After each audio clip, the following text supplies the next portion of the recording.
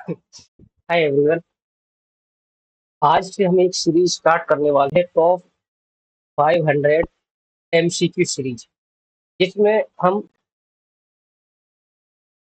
International business हो गया, legal aspect हो गया, इनकम टैक्स, है ना, मतलब कई सारे ऐसे मैनेजमेंट के, कॉमर्स के, या फिर लेबर वेलफेयर में, या यूपी असिस्टेंट प्रोफेसर की कह लीजिए आप, इन यूपी पीजीटी, इन सभी एग्जामों में जो क्वेश्चन पूछे जाते हैं, कहीं ना कहीं हम उन्हीं से रिलेटेड क्वेश्चंस को इस सीरीज में डिस्कस करेंगे। ठीक है, तो क्वेश्चन नंबर फर्स्ट है आपके सामने, ये ह्यूमन रिसोर्स मैनेजमेंट सिंथेसाइज, ये ह्यूमन रिसोर्स मैनेजमेंट में इनमें से कौन सी चीज आती है। तो सबसे पहले तो आपको, जब आपकी स्टेटमेंट पॉजिटिव हो, तो नीचे से पॉजिटिव ही जो है आंसर हो सकता है ऑप्शंस में। तो नेगेटिव जो भी चीजें हैं वो हटा देनी है आपको, जैसे कि पनिशमेंट ऑफ पीपल नहीं हो सकता, है ना, तो इसको पहले ही कट कर दीजिए आप। एक हमें पॉजिटिव वर्ड दिख रहा है पहले ही ऑप्शन में कि डेवलपमेंट ऑफ पीपल्स, कि लोगों के विकास के लिए एचआरएम जो है बना है ना, तो कहीं ना कहीं ये तो पॉजिटिव है और होना भी चाहिए। तो नन ऑफ दीज तो यहाँ से वैसे ही कट हो जाएगा। अच्छा, अडॉप्शन ऑफ पीपल, तो ए और बी, ए और सी तो ऑप्शन हमें कहीं दिख नहीं रहा, तो इसलिए ए और सी में हम जब कंपेयर करेंगे तो बेस्ट ऑप्शन क्या रहता है हमारा, ए। ठीक है, तो ह्यूमन रिसोर्स मैनेजमेंट जो है वो डेवलपमेंट ऑफ पीपल्स के लिए है। सेकंड क्वेश्चन की ओर आते हैं, तो ह्यूमन रिसोर्स मैनेजमेंट इज अमलगरी, मतलब कि नीचे जो ऑप्शन दे रखे हैं इसमें से कौन सी चीज को इंक्लूड किया जाता है ना, वो हमसे यहाँ पर पूछा गया है। जॉब एनालिसिस, रिक्रूटमेंट और सिलेक्शन हो गया, सोशल बिहेवियर और बिजनेस के एथिक्स हो गए। कहीं ना कहीं पढ़ने में सारी ही ऑप्शंस आपको लगेंगे, लेकिन हमें बेस्ट वन चूज करना है इसमें से, है ना। एम्प्लॉयर और एम्प्लॉय हो गए, देन ऑर्गेनाइजेशन का बिहेवियर हो गया, पर्सनल मैनेजमेंट हो गया, और इंडस्ट्रियल रिलेशन हो गया। ठीक है, तो जब हम चारों ही ऑप्शंस को डिस्कस करके हमने पढ़ के देखा, तो हमें एक ऑप्शन ऐसा मिला जहां पर ये सारे ही फीचर, जो ए बी और बी के फीचर हमें यहाँ पर देखने के लिए मिल जाते हैं, कि एक ऑर्गेनाइजेशन का बिहेवियर कैसा है ना, उनका पर्सनल मैनेजमेंट कैसा है, और इंडस्ट्रियल के उनके रिलेशन कैसे हैं, वो चीज ह्यूमन रिसोर्स मैनेजमेंट में इंक्लूड करी जाती है। ठीक है, तो इसका right answer option number C होगा। नेक्स्ट क्वेश्चन की ओर आते हैं, तो देखो कि ऑपरेटिव फंक्शन एचआरएम के जो होते हैं उसमें कौन किसी चीज इसमें से इंक्लूड करी जाती है। ठीक है, कि प्रोक्यूरमेंट, प्रोक्यूरमेंट का मतलब होता है लाना, एक तरीके से, चाहे आप रॉ मटेरियल लाओ, पीपुल्स को लाओ, है ना, डेवलपमेंट करना, कंपनसेशन उनको देना, और उनको मोटिवेट भी करते रहना। ठीक है, ऑप्शन कहीं ना कहीं हमें लग भी रहा है कि होना भी चाहिए। उसके बाद मेंटेनेंस की बात कर ले, कि समय समय पर हमें कई सारी चीजों में बदलाव लाने की, या फिर कोई मान लीजिए कमियां आ जाती हैं, तो उनको हमें जो दूर भी करना होता है। इंटीग्रेशन ऑफ इमर्जिंग ट्रेंड्स भी होता है, कि इंटीग्रेटर मतलब एक तरीके से कॉम्बिनेशन बना के, है ना, ऑर्गेनाइजेशन की तरह हमें काम करना चाहिए। और ऑप्शन डी है ऑल ऑफ दीज, तो इसका राइट आंसर क्या होगा, ऑल ऑफ दीज, क्योंकि कहीं ना कहीं सारे ही पॉइंट महत्वपूर्ण है, और हमें एक ऑप्शन ये भी मिलता है कि सभी पॉइंट्स को हम इंक्लूड करके चल सकते हैं। क्वेश्चन नंबर 4 की ओर आते हैं, बेसिक मैनेजर के फंक्शन कौन से होते हैं एचआरएम के अंतर्गत, है ना, तो planning, organizing, staffing, planning, organizing, coordinating, planning, organizing, directing और कंट्रोलिंग। देखो, ये चार जो फंक्शन होते हैं ये तो बेसिक ही होते हैं, सब जगह चलते हैं। सबसे पहले हमें क्या करनी होती है, किसी भी चीज की प्लानिंग करेंगे, देन उसको ऑर्गेनाइज करेंगे। ऑर्गेनाइज मतलब सेम सिमिलर वर्क से रिलेटेड लोगों को अलग अलग ऑर्गेनाइजेशन में, यानी कि संगठन बना के काम करवाना। जैसे हमने उनको ऑर्गेनाइज किया, उसके बाद आप उनको डायरेक्शन दे देते हैं, जाइए आप काम करिए। और लास्ट में क्या आ जाता है, कंट्रोलिंग। कंट्रोलिंग हमें यहाँ पर कहीं नहीं दिख रहा था, है ना, तो इसलिए हमारा वो ऑप्शन तो बना ही नहीं। और प्लानिंग तो पहले होता हुआ ठीक है, लेकिन कंट्रोलिंग भी तो होता है। कंट्रोलिंग क्या होता है, कंट्रोलिंग सबसे लास्ट में होता है। ठीक है, और प्लानिंग सबसे पहला काम होता है। ये भी बात आपको यहाँ पर याद रखनी होगी।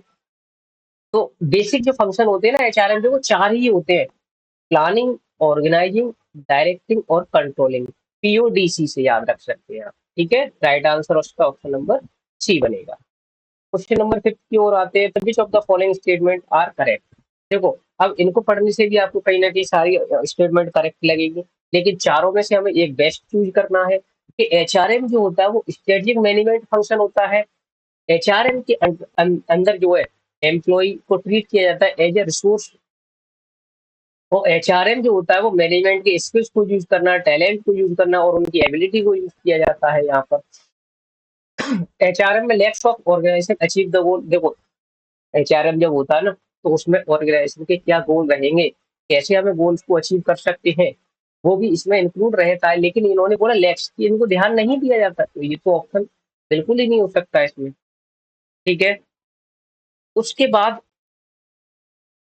अब रहेंगे हमारे पास 3 ऑप्शन, इसमें से बेस्ट चूज करना है हमें। तो इसका जो तीनों को कंपेयर करें हम, तो यहाँ पर under HRM employ treated as a resource, उनको हम एक एज अ रिसोर्स यूज करके चलते हैं। ठीक है, पीपल्स को एक तरीके से कि ये भाई लोगों को लाना है ना, अच्छे से वर्क उनको प्रोवाइड करना। उसके बाद following are the characteristic. HRM के ये करेक्टरिस्टिक दे रखे हैं हमें, ठीक है, नीचे। इसमें से हमसे पूछा गया कि इसमें से एक ऐसा करेक्टरिस्टिक है जो कि एचआरएम में इंक्लूड नहीं होता। मतलब एचआरएम की विशेषताओं की बात कर रहा है सिंपली। ये क्या कर रहा है, एचआरएम की विशेषताओं की बात कर रहा है। अब इनमें से 3 तो इसकी विशेषता है, एक नहीं है। वो पूछ रहा है कि कौन सी ऐसी विशेषता नहीं है जो कि एचआरएम में इंक्लूड करी जाए।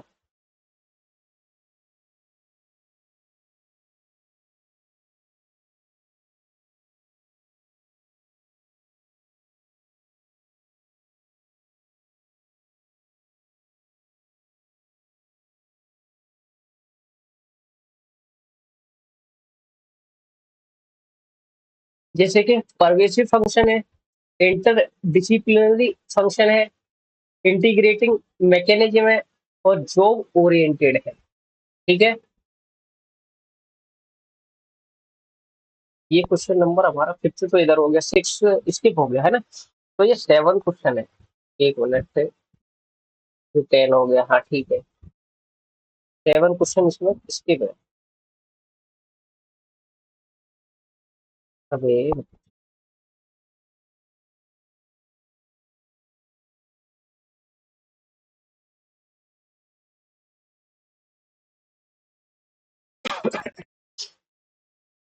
5 क्वेश्चन तो डिस्कस हो ही गए हमारे यहाँ पे, है ना।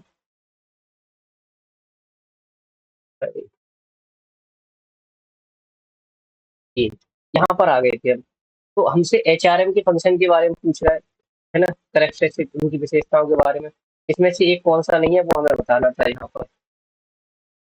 तो इसका जो जॉब ओरिएंटेड इसमें नहीं आता है। इसमें परवेसिव फंक्शन होते हैं, इसके इंटरडिसिप्लिनरी फंक्शन होते हैं और इंटीग्रेशन मैकेनिज्म होता है। बट हम बात करें जब जॉब ओरिएंटेड की, तो वो इसमें इंक्लूड नहीं करा जाता है। क्वेश्चन नंबर 8 की ओर आते हैं। कौन कौन से ऐसे चैलेंजेस हैं जो कि एचआरएम को फेस करने होते हैं, है ना। जैसे कि टेक्नोलॉजिकल चेंजेस हो गए, वर्कफोर्स डाइवर्सिटी हो गई, ग्लोबलाइजेशन हो गया, करियर प्लानिंग, करियर है ना, प्रोडक्टिविटी, डाउन साइजिंग, ये नेगेटिव वर्ड है, ये हो नहीं सकता, कंपनसेशन मैनेजमेंट। अब हमें इन 3 में से देखना है, तो हम बात करें यहाँ पर टेक्नोलॉजिकल चेंजेस, वर्कफोर्स डाइवर्सिटी और ग्लोबलाइजेशन। ग्लोबलाइजेशन मतलब जो विदेश से भी कोई सामान लाना या वहां पर पहुंचाना। बात करें इम्पोर्ट एक्सपोर्ट बोल सकते हैं इसको, है ना। इम्पोर्ट और एक्सपोर्ट की बात कर रहे हैं। ग्लोबलाइजेशन का मतलब होता है एक देश से दूसरे देश के साथ व्यापार करता है। ठीक है, टेक्नोलॉजिकल चेंजेस आते रहते हैं समय समय पर, वो भी चीजें चैलेंज फेस करने पड़ते हैं हमें, है ना। तो इसलिए ऑप्शन नंबर फर्स्ट हमारा यहाँ पर राइट बनेगा। क्वेश्चन नंबर 9 की ओर आते हैं। तो जब process of family the new employ to the organization, rules and regulations. Rules और रेगुलेशंस जो होते हैं ऑर्गेनाइजेशन के, है ना, उसमें कौन कौन सी चीजें हैं इसमें। तो देखो, जब गवर्नमेंट अपनी ऑर्गेनाइजेशन, मान लो आपने कोई कंपनी को एस्टेब्लिश करी है ना, कोई कंपनी खोली, कोई ऑर्गेनाइजेशन है आपकी, और वहां पर आपने किसी बंदे को हायर किया, तो जब हायर करते समय आप उसको रूल्स और रेगुलेशंस को बताते हो, है ना, कि कैसे कोई काम करना है, क्या क्या नियम यहाँ पे फॉलो किए जाते हैं, तो उसको हम इंडक्शन बोलते हैं। ठीक है, उसको क्या बोला जाता है, उसको इंडक्शन बोला जाता है।